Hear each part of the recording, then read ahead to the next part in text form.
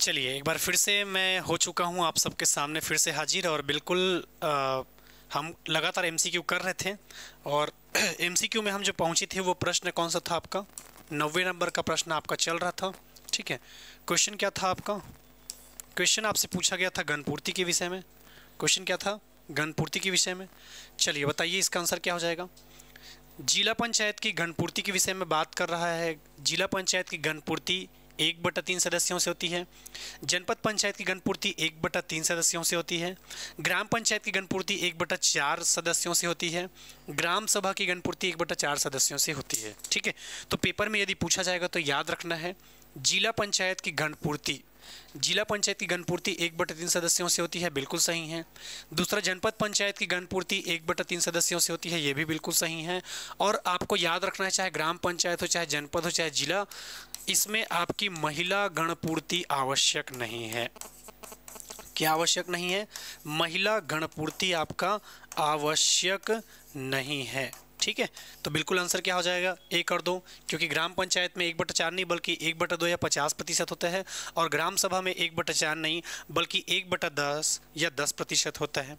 तो बिल्कुल आपका आंसर क्या हो जाएगा? पहला और दूसरा। अगला प्रश्न, और बिल्कुल चैत्र नवरात्रि का ये अवसर चल रहा है और इस अवसर पर बिल्कुल आप 20% के ऑफर का फ़ायदा उठा सकते हैं। सबसे पहले आपको साध्य पीएससी एकेडमी का मोबाइल एप्लीकेशन डाउनलोड करना होगा, और मोबाइल एप्लीकेशन डाउनलोड करने के बाद आप स्टोर सेक्शन से ये क्लास परचेस कर सकते हैं। बिल्कुल ठीक है, तो 20% का ये ऑफ़र चल रहा है, और कुछ भी दिक्कत होगा तो इस नीचे दिए गए नंबर पे आप कांटेक्ट भी कर सकते हैं। अगला प्रश्न जो आपकी स्क्रीन पे दिख रहा है, ग्राम पंचायत के उप सरपंच के विषय में सही क्या है पूछ रहा है। चलिए ध्यान से पढ़िए और बताइए।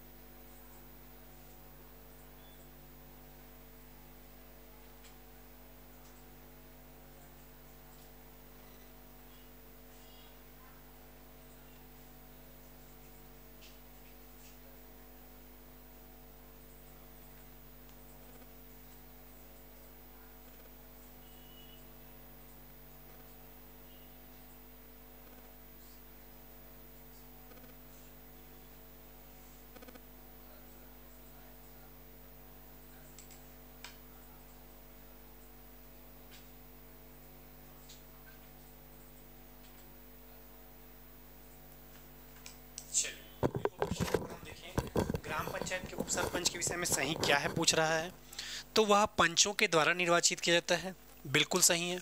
दूसरा, वह वस्तुतः एक पंच होता है जिसे उप सरपंच पद के लिए निर्वाचित किया जाता है, ये भी सही है। उसे प्रत्यावर्तित किया जा सकता है, नहीं, उप सरपंच को उप सरपंच के रूप में प्रत्यावर्तित नहीं कर सकते। उसे पंच के रूप में प्रत्यावर्तित किया जा सकता है, बिल्कुल सही है। उसे अविश्वास प्रस्ताव द्वारा पद से हटाया जा सकता है, ये भी सही है। तो पहला, दूसरा, चौथा और पांचवा, ठीक है, बिल्कुल आपको दिख रहा होगा सी ऑप्शन। और जितने भी बच्चों ने टिक किया है बिल्कुल सही है उनका आंसर। अगले प्रश्न की ओर बढ़ते हैं। जनपद पंचायत के न्यूनतम और अधिकतम सदस्य संख्या के बारे में बात कर रहा है। चलिए बताइए इसका आंसर क्या हो जाएगा।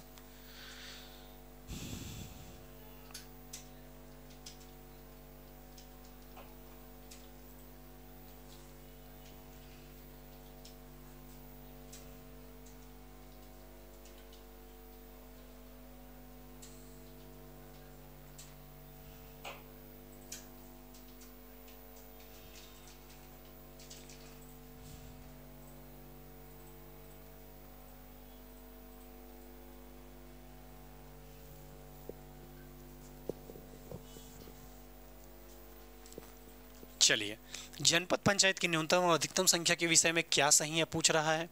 तो याद रखना है आपको, इसके मामले में यदि धारा कहा जाएगा तो याद रखना है, एक धारा है आपका जिसका नाम है 23। धारा कौन सा है आपका? 23। और धारा 23 किसके बारे में बात करता है? तो जनपद पंचायत का। किसके बारे में बात करता है? जनपद पंचायत का वार्डों में विभाजन। क्या कहता है? जनपद पंचायत का वार्ड में विभाजन। ठीक है, जनपद पंचायत का वार्ड में विभाजन के बारे में कौन बात करता है आपका? ठीक है, सॉरी 23 कह रहा है। 23 क्या कहता है आपका? खंड का निर्वाचन क्षेत्रों में विभाजन।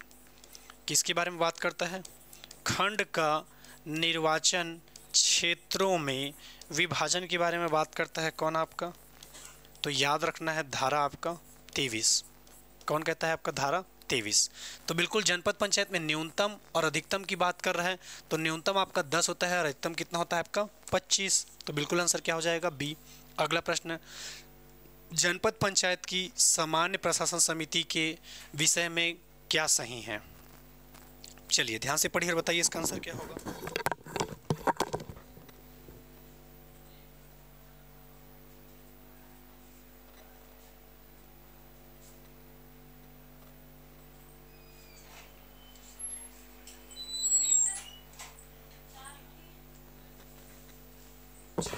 जनपद पंचायत की सामान्य प्रशासन समिति के विषय में सही क्या है पूछ रहा है। ठीक है, सबसे पहले यदि हम बात करें तो जनपद पंचायत की स्थायी समितियों के लिए धारा कौन सा पढ़ते हैं? तो धारा है आपका 47। जनपद पंचायत का अध्यक्ष समिति का सभापति होता है, सामान्य प्रशासन समिति का। बिल्कुल सही है। समिति का सभापति सदस्यों के द्वारा चुना जाता है? नहीं, बल्कि इसका पद कैसा रहता है? पदेन रूप से। पदेन रूप से कहने का मतलब पद में रहते तक, साथ ही साथ ये अपना त्याग पत्र नहीं दे सकता। जनपद पंचायत का अध्यक्ष अपनी समिति को छोड़ के और किसी समिति का सदस्य नहीं होता। दूसरा, समिति का सभापति जनपद पंचायत के अध्यक्ष द्वारा नामित किया जाता है? बिल्कुल नहीं। समिति का सभापति सक्षम प्राधिकारी द्वारा नामित किया जाता है? बिल्कुल नहीं। समस्त स्थायी समितियों के सभापति सामान्य प्रशासन समिति के सदस्य होते हैं? बिल्कुल सही है। लेकिन याद रखना है, शिक्षा समिति का अध्यक्ष होता है आपका कौन? शिक्षा समिति का अध्यक्ष होता है आपका उपाध्यक्ष, और उपाध्यक्ष बिल्कुल भी इस समिति का क्या नहीं रहेगा? सदस्य। ठीक है, याद रखना है। और आपके जो भी समिति बच जाते हैं उनके अध्यक्ष यानी कि सभापति इस समिति के क्या रहेंगे? आपके सदस्य। तो बिल्कुल आंसर क्या हो जाएगा? ए और ई। अगला प्रश्न, एक विधायक जो जनपद पंचायत का पदेन सदस्य है, जनपद पंचायत की किस समिति का पदेन सदस्य नामांकित किया जाता है? तो याद रखना है, एक विधायक जो जनपद पंचायत का पदेन सदस्य है, जनपद पंचायत की किस समिति में? तो याद रखना है शिक्षा, कृषि, सामान्य, यानी कि आंसर क्या होगा? उपयुक्त सभी। अब जो कॉन्सेप्ट मैं बताने वाला हूँ वो हमेशा याद रखना। जनपद में आपका पदेन सदस्य के रूप में कौन रहता है? विधायक। तो जनपद में जितना भी आपका समिति रहेगा सब में वो पदेन सदस्य के रूप में रहेगा। दूसरा, जिला पंचायत की ओर जब हम जाएंगे तो जिला पंचायत के किन्हीं 2 समितियों का सदस्य रहेगा कौन? आपका विधायक। कहने का मतलब विधायक जनपद की सारी समितियों का पदेन सदस्य रहेगा, लेकिन जिला में केवल 2 समिति का क्या रहेगा? पदेन सदस्य। तो उस हिसाब से आपका आंसर क्या हो जाएगा? डी। अगला प्रश्न, जनपद पंचायत की सामान्य प्रशासन समिति का निर्माण कैसे होता है? सदस्य निर्वाचित किए जाते हैं, सदस्य अध्यक्ष द्वारा नामित किए जाते हैं, इसे प्रशासनिक विशेषज्ञ द्वारा नामित किया जाता है, और सी क्या है आपका? स्थायी समितियों के सभापति। स्थायी समितियों के सभापति इस समिति के क्या होते हैं? सदस्य होते हैं। तो आंसर क्या हो जाएगा आपका? सी। अगला प्रश्न, जिला पंचायत के विषय में सही क्या है पूछ रहा है। सामान्य प्रशासन समिति में स्थायी समिति के सभापति सदस्य होते हैं। जिला पंचायत के विषय में बात कर रहा है, सामान्य प्रशासन समिति के स्थायी समितियों के सभापति सदस्य होते हैं।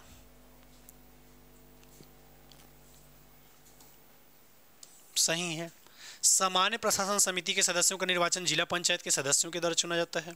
शिक्षा समिति का सभापति जिला पंचायत का उपाध्यक्ष होता है। बिल्कुल सही है। शिक्षा समिति के सदस्य जिला पंचायत के अध्यक्ष के द्वारा चुने जाते हैं। सामान्य प्रशासन समिति में एक महिला सदस्य नामांकित की जाती है। शिक्षा समिति में एक अंतरजातीय अंतर जनजातीय वर्ग का सदस्य होना आवश्यक है। ठीक है, तो ये भी हो जाएगा आपका 5वां और ये 6वां।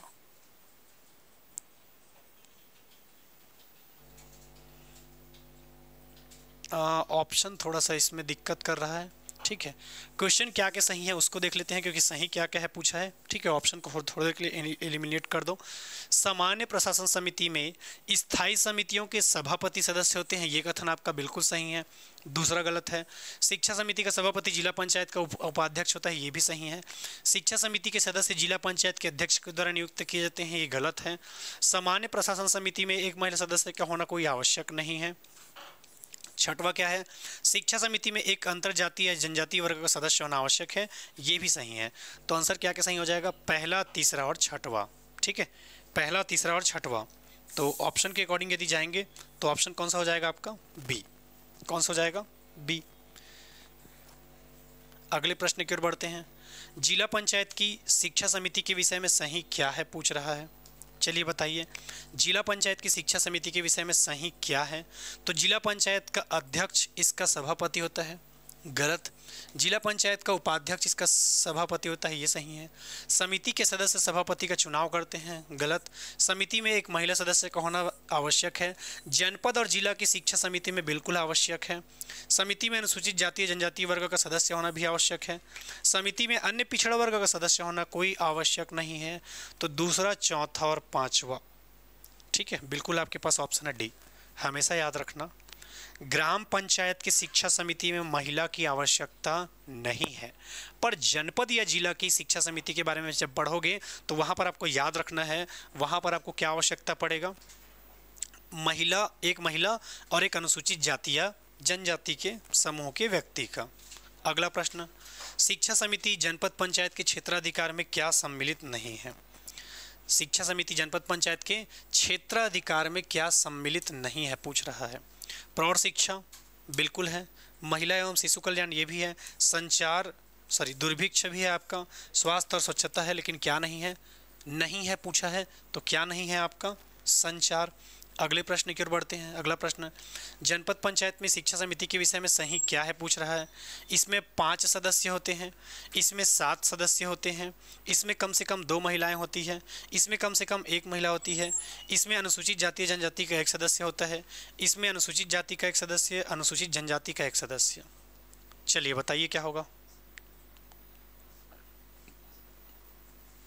जनपद पंचायत की शिक्षा समिति के बारे में बात कर रहा है, तो इसमें कितने सदस्य होते हैं, 5 सदस्य।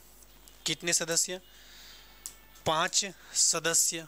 दूसरा, इसमें 7 सदस्य नहीं होते, इसमें कम से कम 2 महिलाएं नहीं होती, इसमें कम से कम 1 महिला होता है, अनुसूचित जाति या जनजाति का 1 सदस्य होता है, अलग अलग 2 नहीं होता।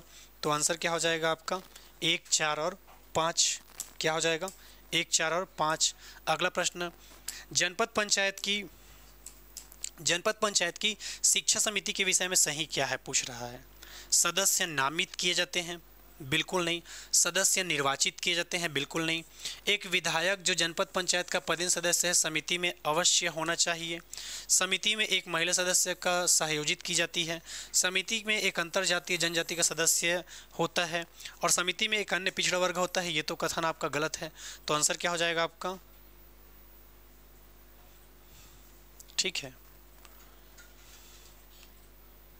सी, डी और ई होना चाहिए आपका आंसर। क्या हो जाएगा, सी, डी और ई। ठीक है, आंसर क्या हो जाएगा, सी, डी और ई। एक विधायक जो जनपद पंचायत का पदेन सदस्य है, जनपद की सभी समितियों में क्या रहता है, वो पदेन सदस्य के रूप में रहता है। तो बिल्कुल आपका सी, डी और ई हो जाएगा आपका आंसर। ठीक है, तो फिलहाल आज की क्लास में हम इतना ही देखेंगे। रोज़ हमारी क्लास 7 बजे होती है, तो बिल्कुल आप जुड़ना नहीं भूलेंगे पंचायती राज की क्लास में। जाते जाते एक बार फिर से आप सभी को बता देना चाहता हूं कि नवरात्रि का ये चल रहा है ऑफ़र, और बिल्कुल आप इस ऑफ़र का फ़ायदा उठाइए। 20% का डिस्काउंट चल रहा है और ये अप टू कहाँ तक मिलेगा आपको, 50% तक मिलेगा। तो बिल्कुल आप इस ऑफ़र का फ़ायदा उठा सकते हैं। और मुलाकात होगा दोस्तों बहुत सारी अच्छी अच्छी खबरों के साथ। तब तक के लिए धन्यवाद। जय हिंद, जय भारत, जय छत्तीसगढ़।